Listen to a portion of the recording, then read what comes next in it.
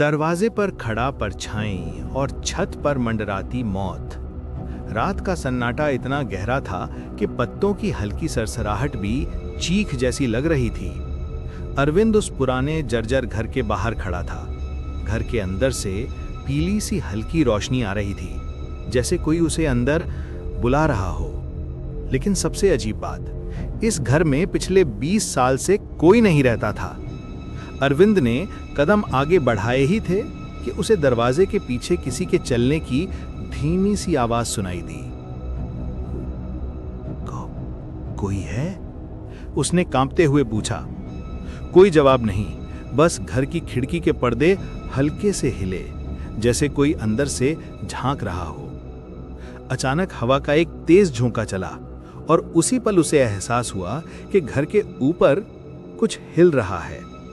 अरविंद की आंखें धीरे धीरे ऊपर उठीं और उसकी सांस वहीं अटक गई। छत पर एक लंबा काला धुंध जैसा आकृति खड़ा था। कोई चेहरा नहीं, कोई पैर नहीं, बस हवा में तैरता हुआ एक काला सा साया, और उसकी उंगलियां इतनी लंबी जैसे अंधेरे को चीर रही हों। वो आकृति अरविंद की तरफ झुकने लगी। उसका शरीर हवा में ऐसे मुड़ रहा था जैसे हड्डियां कभी थी ही नहीं।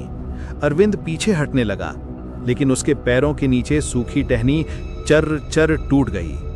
और तभी वो काला साया एक झटके में छत से कूदा, लेकिन जमीन पर गिरा नहीं, सीधे हवा में तैरते हुए अरविंद की आंखों के सामने आकर रुक गया।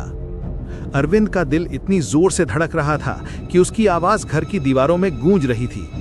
अचानक घर का दरवाजा खुद ब खुद खुल गया और अंदर से वही पीली रोशनी और भी तेज चमकने लगी। उस साये ने भारी गूंजती हुई आवाज में फुसफुसाया, तू आखिर लौट ही आया, वो अधूरी बात पूरी करने। अरविंद चीखते हुए पीछे भागा, लेकिन घर की लाइट एक झटके में बुझ गई और जंगल में सिर्फ उसकी चीख गूंजती रह गई।